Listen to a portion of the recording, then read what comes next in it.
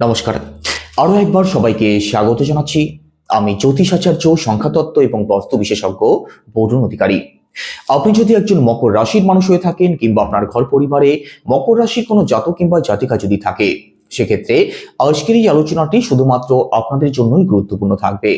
কারণ আজকের এই আলোচনার মধ্যে দিয়ে আমরা জানবো মকর রাশির মানুষদের জন্য 2025 সাল কেমন থাকতে চলেছে সেই সম্বন্ধে।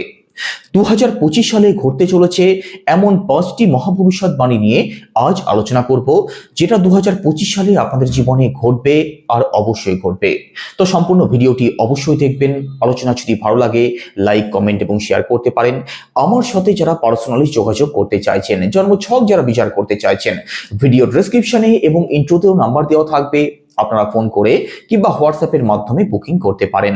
আর আপনি যদি একজন নতুন দর্শক হয়ে থাকেন, এটাই সব থেকে ভালো সময় চ্যানেলটিকে সাবস্ক্রাইব করে নেওয়ার জন্য। তো চলুন আলোচনা শুরু করা যাক। আমাদের প্রথম ভবিষ্যৎবাণী 30শে মার্চ 2025। কর্মফলদাতা শনিদেব, যিনি আপনাদের রাশির লর্ড, রাশি পরিবর্তন করে আপনাদের সেকেন্ড হাউস থেকে থার্ড হাউসে প্রবেশ করবেন। আর মকর রাশির মানুষেরা মুক্ত হয়ে যাবেন দীর্ঘ 7.5 বছরের অপেক্ষা থেকে। 7.5 প্রভাব থেকে আপনারা মুক্ত হয়ে যাবেন। তো দেখুন, 30শে মার্চের পরবর্তী সময় যে সমস্ত দিক থেকে পরিবর্তন আসার পূর্ণ সম্ভাবনা রয়েছে। প্রথমত, পারিবারিক দিকটা আপনাদের ভালো হতে দেখা যাবে। শনিদেব আপনাদের সেকেন্ড হাউসে বর্তমানে অবস্থান করছেন। আর এখানে সেকেন্ড হাউস থেকে কোন কোন দিককে বিচার করা হয়? আমাদের পরিবারকে বিচার করা হয়, আমাদের সেভিংসকে, আমাদের কথা বলাকে, আমাদের খাওয়া দাওয়াকে সেকেন্ড হাউস থেকে বিচার করা হয়। তো পারিবারিক দিক থেকে যারা অত্যাধিক সমস্যার মধ্যে রয়েছেন, পরিবারের মানুষদের মধ্যে যাদের কোনোভাবেই অ্যাটাচমেন্ট বন্ডিং এর জায়গাটা ভালো হচ্ছে না, 30শে মার্চের পরবর্তী সময়ে পারিবারিক দিকটা ধীরে ধীরে আপনাদের ভালো হতে দেখা যাবে। এই 7.5 বছরের মধ্যে মকর রাশির মানুষেরা অনেক কিছু ফেস করেছেন, অনেক কিছু চিনেছেন, নতুন করে অনেক কিছুকে জেনেছেন। আপনার পরিবারের মানুষকে চিনেছেন, কাছের আত্মীয় স্বজনকে চিনেছেন, আপনার যে সমস্ত কাছের বন্ধু বান্ধব আছে তাদেরকে চিনেছেন। তবে 30শে মার্চের পরবর্তী সময় এই সমস্ত দিকগুলো আপনাদের ভালো হতে অবশ্যই দেখা যাবে।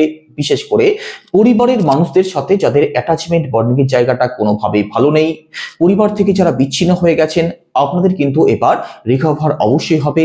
পারিবারিক যে কোনো সমস্যা থেকে আপনি অবশ্যই বেরিয়ে আসতে পারবেন। একই সাথে সেভিংস এর দিকটাও কিন্তু আগের থেকে আপনাদের ভালো হতে দেখা যাবে।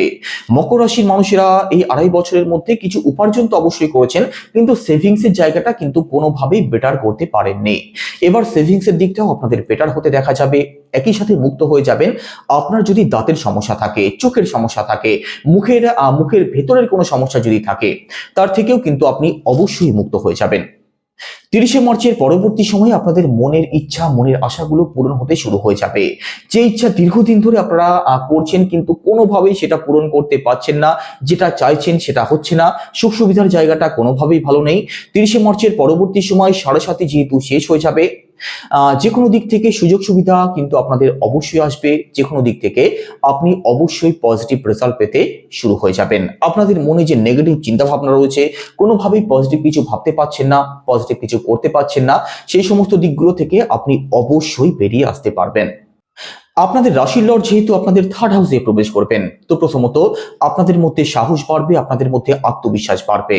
বর্তমানে যে লেজিনেস আপনাদের মধ্যে রয়েছে, কাজ করার দিক থেকে সেইভাবে গা নেই, এর থেকেও কিন্তু শনিদেব আপনাদেরকে অবশ্যই বেরিয়ে করে আনবেন। থার্ড হাউসে শনিদেব প্রবেশ করা মানে পরিশ্রম আপনাদেরকে করতেই হবে। আর পরিশ্রমী মানসিকতাও আপনাদের তৈরি হবে, আপনাদের মধ্যে সাহস বাড়বে, আপনাদের মধ্যে আত্মবিশ্বাস বাড়বে। আর শর্ট ট্রাভেল হওয়ারও কিন্তু সম্ভাবনা থাকবে 30শে মার্চের পরবর্তী সময়ের মধ্যে। এবার দ্বিতীয় ভবিষ্যৎবাণী, দেবগুরু বৃহস্পতি বর্তমানে কোথায় অবস্থান করছেন? আপনাদের পঞ্চম ভাবে অবস্থান করছেন। তবে মিড মের পরবর্তী সময় রাশি পরিবর্তন করে আপনাদের ষষ্ঠ ভাবে প্রবেশ করবেন। ষষ্ঠ ভাবে অর্থাৎ ত্রিক ভাবে। আপনাদের মনে প্রশ্ন আসতেই পারে, ষষ্ঠ ভাব তো খারাপ হয়, তো ষষ্ঠ ভাবে দেবগুরু বৃহস্পতি কি আমাদের জন্য নেগেটিভ ফলদায়ক হবেন? সেটা কিন্তু নয়। দেখুন, দেবগুরু আপনাদের দ্বাদশ ভাবের লর্ড অর্থাৎ ত্রিক ভাবের লর্ড, আপনাদের ষষ্ঠ ভাবে প্রবেশ করবেন। ত্রিক ভাবের লর্ড হয়ে ত্রিক ভাবেই প্রবেশ করবেন। তো এখানে বিপরীত রাজ্য তৈরি হবে। তো কি ফল প্রাপ্তি হবে?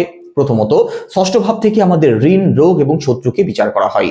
তো ঋণ, রোগ এবং শত্রুর হাত থেকে কিন্তু আপনাদেরকে অবশ্যই মুক্তির পথ দেখাবেন।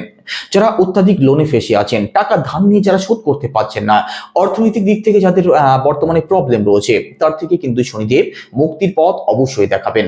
উটকো কোনো ঝামেলাতে যারা ফেসে আছেন, যাদের কোনো মামলা মোকদ্দমা চলছে, কোর্ট কাছারির চক্কর যাদের কাটতে হচ্ছে, তাদের থেকেও কিন্তু আপনারা অবশ্যই বেরিয়ে আসতে পারবেন। তো যে কোনো বিপরীত পরিস্থিতি থেকে কিন্তু দেবগুরু বৃহস্পতি আপনাদেরকে অবশ্যই বের করে আনবেন।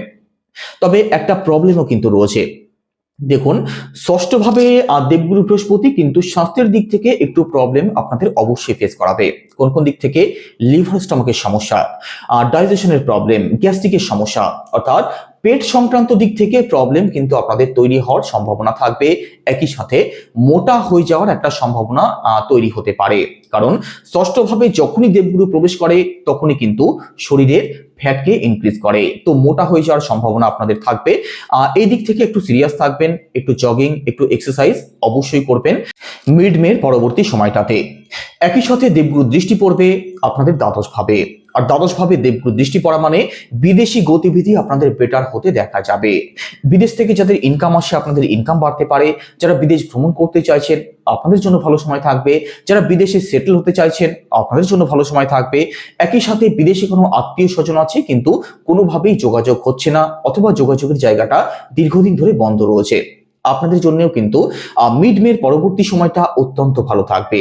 একই সাথে এখানে ফরেন কোনো কোম্পানিতে যারা চাকরি করছেন, অথবা কোনো এমএনসি কোম্পানিতে যারা চাকরির চেষ্টা করছেন, আপনাদের প্রত্যেকের জন্যই কিন্তু মিড মের পরবর্তী সময়টা অত্যন্ত ভালো থাকবে। কাজের দিক থেকে পজিটিভনেস, অর্থাৎ কাজের দিক থেকে পজিটিভ কিছু চেঞ্জ আপনাদের অবশ্যই আসবে, নতুন চাকরি প্রাপ্তি হতে পারে। তো এই সমস্ত দিক থেকে পজিটিভ রেজাল্ট অবশ্যই পাবেন। তবে কিছু ক্ষেত্রে খরচও কিন্তু আপনাদের বাড়তে পারে, বিশেষ করে স্বাস্থ্যের দিক থেকে। এই দিক থেকে একটু সিরিয়াস থাকবেন, খরচকে কিন্তু একটু কন্ট্রোলে রাখার চেষ্টা করতেই হবে। এবার তৃতীয় ভবিষ্যৎবাণী, রাহু এবং কেতু রাশি পরিবর্তন করবেন 18ই মের পরবর্তী সময়টাতে।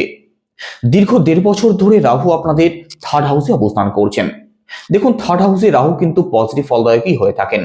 তো এই 1.5 বছরে আপনাদেরকে অনেক কিছু শিখিয়েছেন রাহু, বিশেষ করে যারা অনলাইন কাজ করেন, অথবা অনলাইন যে কোনো দিক থেকে অ্যাডভান্স লেভেলের চিন্তা ভাবনা, মানুষ চেনার ক্ষমতা, চালাক চতুর, এই সমস্ত দিক থেকে কিন্তু পজিটিভ রেজাল্ট আপনাদের অবশ্যই প্রাপ্তি হয়েছে।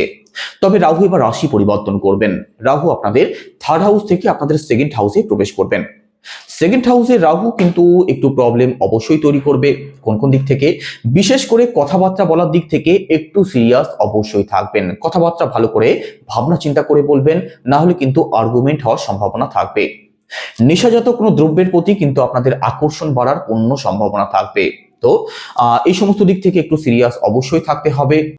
তবে কমিউনিকেশন, মার্কেটিং, কাউন্সিলিং, অথবা কথা বলা সংক্রান্ত কোনো কাজের সাথে যারা যুক্ত আছেন, আপনাদের প্রত্যেকের জন্যই কিন্তু রাহুর এই পরিবর্তন অত্যন্ত পজিটিভ থাকবে। কারণ প্রথমেই বলেছি যে সেকেন্ড হাউস থেকে আমাদের কথা বলাকে বিচার করা হয়। তো কথা বলার মধ্যে আপনাদের অ্যাডভান্স লেভেলের চিন্তা ভাবনা থাকবে, আপনাদের মধ্যে চালাক চতুরামি থাকবে, কিভাবে আরো বেটার করা যায় যে কোনো দিককে, এই চিন্তা ভাবনা কিন্তু আপনাদের মধ্যে অবশ্যই থাকবে। তো কথা বলা সংক্রান্ত কোনো কাজের দিক থেকে মারাত্মক উন্নতির যোগ রয়েছে রাহু যখন আপনাদের সেকেন্ড হাউসে প্রবেশ করবেন মিড মের পরবর্তী সময়টাতে। টিচার, প্রফেসর, এদের জন্যও অত্যন্ত ভালো সময় থাকবে। একই সাথে কেতু আপনাদের নবম ভাব থেকে অষ্টম ভাবে প্রবেশ করবেন। তো ভাগ্যের দিক থেকেও যে সমস্ত বাধা বিপত্তি আপনাদের আসছিল, তার থেকেও কিন্তু মুক্ত হয়ে যাবেন। বাবার দিক থেকে পজিটিভ রেজাল্ট, বাবার আশীর্বাদ আপনাদের অবশ্যই প্রাপ্তি হবে। একই সাথে দেখুন, অষ্টম ভাবে যেহেতু কেতু প্রবেশ করবেন, তো অষ্টম ভাব থেকে আমাদের ডিপ নলেজকে বিচার করা হয়। তো ডিপ নলেজের জায়গাটা আপনাদের আরো বেটার হতে দেখা যাবে। তন্ত্রমন্ত্র, অকাল্ট নলেজ, অকাল্ট সায়েন্স, এই সমস্ত দিকে আপনাদের কিন্তু আকর্ষণ বাড়তে পারে। আর যে কোনো বিষয়কে গভীরভাবে জানার ইচ্ছাও কিন্তু আপনাদের মধ্যে অবশ্যই প্রকট হতে দেখা যাবে মিড মের পরবর্তী সময়টাতে।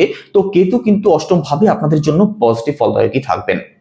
এবার চতুর্থ ভবিষ্যৎবাণী, মকর রাশির বিদ্যার্থী যারা আছেন, আপনাদের জন্য সব থেকে ভালো সময় থাকবে মে জুন মাসের আগে পর্যন্ত সময়টা। এই সময়টার মধ্যে কোনো এক্সাম যদি থাকে, আপনি অবশ্যই ভালো ফল করতে পারবেন।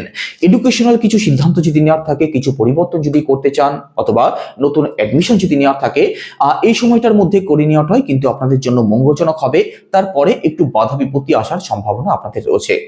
তো এডুকেশনাল যে কোনো কিছুর জন্য মে জুন মাসের মধ্যবর্তী সময়টা আপনাদের অত্যন্ত ভালো থাকবে। তারপরে কিন্তু প্রবলেম আসতে পারে। একই সাথে দেখুন যারা রিলেশনে আছেন আপনাদের জন্যও কিন্তু এই সময়টা বিশেষ ভালো থাকবে। তার পরবর্তী সময়টাতে কিন্তু আপনার যিনি পার্টনার আছেন তার মধ্যে একটু ডমিনেটিং নেচার থাকতে পারে, আপনি তার কথা শুনে চলুন, একটু খিটখিটে স্বভাব, এই সমস্ত প্রবলেম কিন্তু আপনাদের ফেস করতে হতে পারে। তো একটু সিরিয়াস আপনাদেরকে থাকতেই হবে। একই সাথে মে জুন মাসের আগে পর্যন্ত সন্তান পক্ষ আপনাদের খুব ভালো থাকবে। এই সময়ের মধ্যে সন্তানকে নিয়ে আপনার কোনো গর্বের বিষয় তৈরি হতে পারে, অথবা সন্তানের কোনো সাকসেস প্রাপ্তি হতে পারে। সন্তানকে নিয়ে যদি কোনো প্রকার কোনো সমস্যা থাকে তার থেকেও কিন্তু একটা মুক্তির পথ আপনি অবশ্যই দেখতে পারেন। এবার পঞ্চম এবং শেষতম ভবিষ্যৎবাণী। দেখুন সূর্যদেবের অবস্থান সব থেকে ভালো থাকবে সেপ্টেম্বর, অক্টোবর, নভেম্বর, ডিসেম্বর। এই সময়ের মধ্যে সরকারি যে কোনো কাজ করার জন্য অত্যন্ত ভালো সময় থাকবে। সরকারি চাকরির চেষ্টা যারা করছেন আপনাদের এই সময় কর্মপ্রাপ্তি হতে পারে। সরকারি চাকরি যারা আগে থেকেই করছেন আপনাদের জন্য অত্যন্ত ভালো সময় থাকবে। কাজের দিক থেকে পজিটিভ কিছু চেঞ্জ হতে পারে, প্রমোশন হতে পারে। সরকারি কোনো টেন্ডারে যারা কাজ করেন আপনাদের জন্য ভালো সময় থাকবে। একই সাথে সরকারি যে সমস্ত কাজ দীর্ঘদিন ধরে আটকে রয়েছে, কোনোভাবেই সম্পন্ন হচ্ছে না, এই সময়ের মধ্যে সেটা চেষ্টা করুন, সেই কাজ আপনাদের অবশ্যই ভালো হতে দেখা যাবে, অবশ্যই সম্পন্ন হতে দেখা যাবে। সমাজে আপনাদের সুনাম সম্মান বৃদ্ধিরও এই সময় কিন্তু একটা মারাত্মকভাবে সম্ভাবনা তৈরি হবে, কারণ সূর্যদেবের অবস্থান এই সময় ভালো থাকবে। আর সূর্যই সরকারি যে কোনো কিছুর কারক, সূর্যই মান সম্মান নাম প্রতিপত্তি যশ খ্যাতি সমস্ত কিছুর কারক। তো এই সমস্ত দিক থেকে পজিটিভ রেজাল্ট আপনাদের অবশ্যই প্রাপ্তি হওয়ার সম্ভাবনা রয়েছে। তো সম্পূর্ণ 2025 সালে কি উপায় অবলম্বন করবেন? দেবগুরু বৃহস্পতির বীজ মন্ত্র জপ করুন। সেটা কি? ওম গ্রাম গ্রিম গ্রমসা গুরুবে নমঃ, প্রতিদিন 108 বার। একই সাথে সূর্যের বীজ মন্ত্র জপ করতে পারেন। সেটা কি? ওম হ্রাম হ্রিম ভ্রমসা সূর্যায় নমঃ, এটাও রোজ 108 বার। সাথে উদীয়মান সূর্যকে জল অর্পণ করুন, পজিটিভ রেজাল্ট অবশ্যই পাবেন। তো কেমন লাগলো আলোচনা কেমন লাগলো কমেন্টে অবশ্যই জানাবেন। আর 2025 সাল আপনাদের প্রত্যেকের জন্যই অত্যন্ত ভালো কাটুক এই কামনাই করি। সবাই ভালো থাকবেন। নমস্কার।